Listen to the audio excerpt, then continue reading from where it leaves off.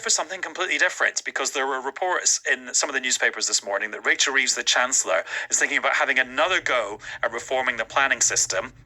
And as politicians often do, they have bats and newts in their sights because they think that the environmental protections for certain endangered species in the UK are what is holding back building new train lines and houses and onshore wind farms and all sorts of things. So let's hear a little bit more about the plight of the bat and the newt, because we're joined by Duncan Mackay, who's Vice President of the Cambridge Natural History Society. Hello, Duncan.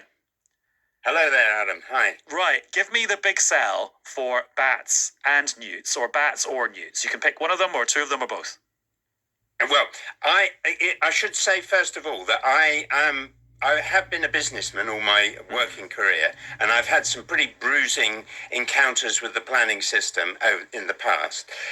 But I'm equally absolutely dyed-in-the-wool ecologist, and I believe that natural history needs protecting. There are quite clearly habitats around Britain that really should not be destroyed. Equally, there are bits of the countryside which are agricultural deserts, and as far as I can see, if they're built on, actually from a biodiversity point of view, we wouldn't have a huge loss. But isn't the problem that actually people have to spend quite a lot of money doing surveys to find out if they're in a biodiversity desert or an amazing ancient woodland with loads of lovely creatures in it? It's finding out is the problem. That is a huge problem. And yeah, I mean, I've had some awful encounters. The planning system can eviscerate a company's balance sheet in no time at all, particularly for small businesses. And I think that you've got to take each site on its merit, and the problem is you've got to assess it in some way.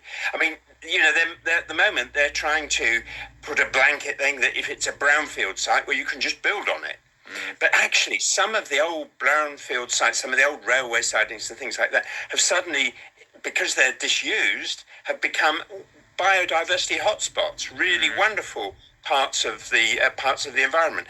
We really depend on the environment to, we're all complaining about dirty rivers and things like that, but it's actually the natural environment that cleans up our mess. And if we actually abuse it and don't take care of it, then really, we're heading for a really grim future.